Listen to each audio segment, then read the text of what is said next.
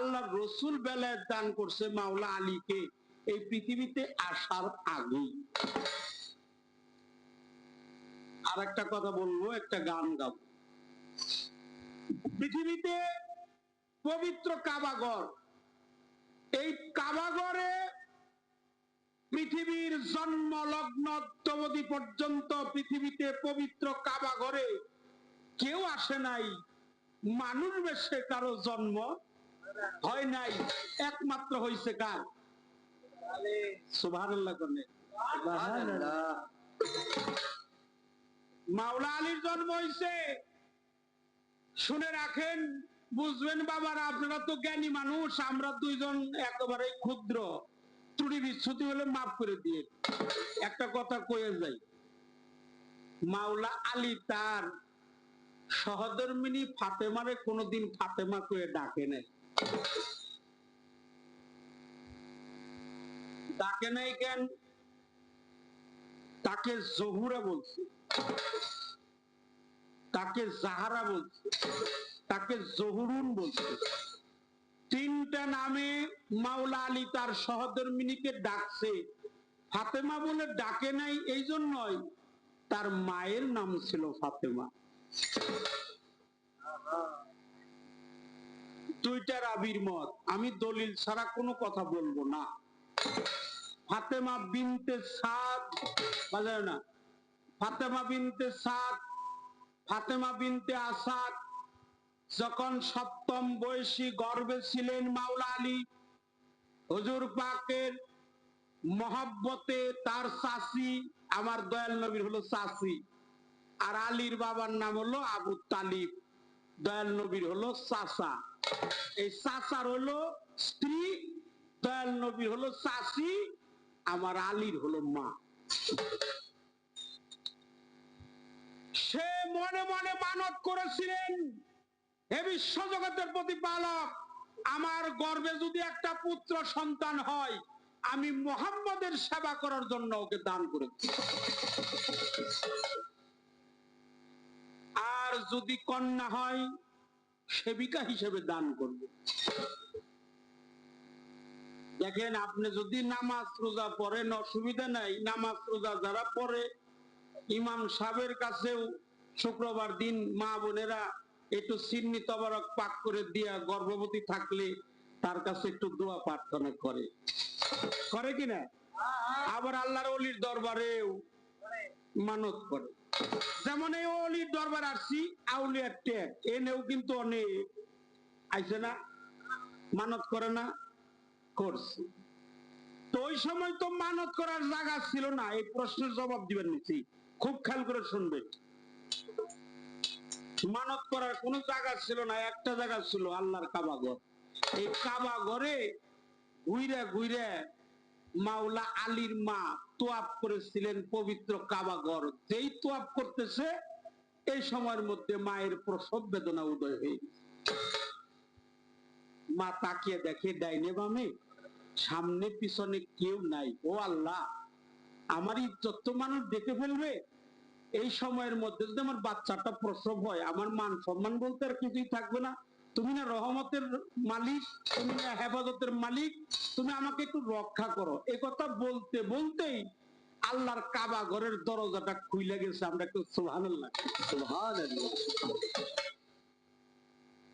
ও মা, আপনি ভয় পাবেন না, আপনাকে সাহায্য করার মতো আমি কাবার নিজেই প্রস্তুত। মা কি করলেন?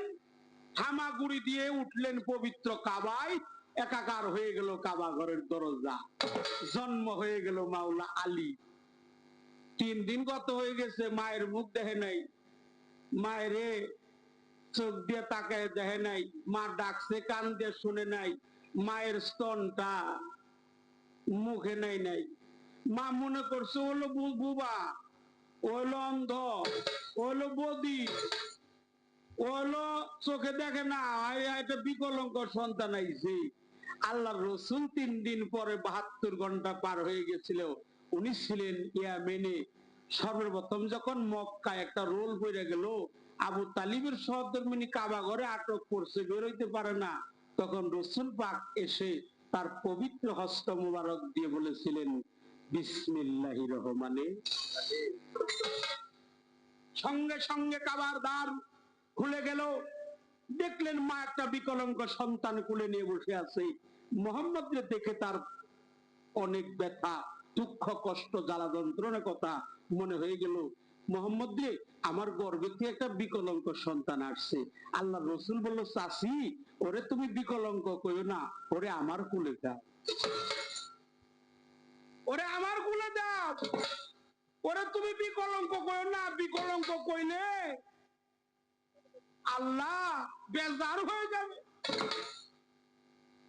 তখন রসুল পাকের পবিত্র কুল মুবারকে গিয়েছিলেন মাওলা আলী। তখন আমার রসুল নাম রাখছিল আলী হায়দার। ও হায়দারি হক, তুমি একবার তাকিয়ে দেখো কার কুলে উঠেছ। সেদিন নয়নে মিলে সর্বপ্রথম আমার হুজুর পাকের পবিত্র চেহারাটা দর্শন করে। সুবহানাল্লাহ। সেদিন দর্শন করেছিলেন মাওলা আলী। বলল, মোহাম্মদ ও তো তাকিয়ে তোরে দেখতেছে, ও তো কিছুই খায় না, 3 দিন কত হয়ে গেছে। তখন আলীকে বলল, আলী তুমি একটু মুখটা হা করো। মুখটা যখন হা করলেন, রসুল পাকের পবিত্র জিহ্বাটা মাওলা আলীর মুখের ভিতরে ঢুকিয়ে দিয়েছে। এই দেখেন বেলায়েত কবে পায়, এটা দুনিয়ার বেলায়েত, কিন্তু উনি আগেই বেলায়েত প্রাপ্ত। 3 দিন 72 ঘন্টা পার হয়ে গেছে, মুখে কিছুই নাই, নাই খাই নাই, আমি ডাকছি শুনে নাই, চোখ মেলে তাকিয়ে দেখে নাই, আমার স্তন মুখে দিছি। আপনাদের কি খারাপ লাগে? আমি কিছুই খাই নাই, স্তন দিছি খাই নাই, আমাকে তাকিয়ে দেখে নাই, আমি ডাকছি শুনে নাই। আমি মনে মনে পণ করছি সন্তানটা অন্ধা, বধি, বোবা। বললো কিছুই খায় নাই। তখন রসুল বলল, আলী হায়দার একটু হা করো। হা করলেন মাওলা আলী। রসুল পাকের পবিত্র জিহ্বাটা মাওলা আলীর মুখের ভিতরে ঢুকিয়ে দিল। মাওলা আলী ছোট্ট জিহ্বা দিয়ে মাতৃস্তন যেমন সন্তান চেটে চেটে খায়, মাওলা আলী সর্বপ্রথম পবিত্র হুজুর পাকের মুখের লালা মুবারক খেয়েছিলেন। চেটে চেটে যখন খেয়েছিল, আল্লাহ জানিয়ে দিল, জিবরাইল জানিয়ে দাও যে বেলায়েতি পাওয়ার আমি আমার বন্ধুকে দান করেছিলাম, এই মাত্র মাওলা আলীর সিনার মধ্যে ঢুকিয়ে দিলাম। তাহলে মাওলা আলী তো আগেই বেলায়েত প্রাপ্ত। ওরা পরিচিতি সভা করছে, ওটা হলো ঐতিহাসিক গাদির খুম। আমি যার মাওলা, আলী তার মাওলা, সবারই মাওলা আলী। আপনারও মাওলা, আমারও মাওলা, নবীরও মাওলা, ফেরেশতাগো মাওলা। আমি যার মাওলা, আলী তার মাওলা। শুধু তাই না, আনা মদিনাতুল ইলমে বাবুহা, আমি হইলাম এলেমের ঘর কিংবা শহর। এই শহরের দরজা হলো মাওলা আলী।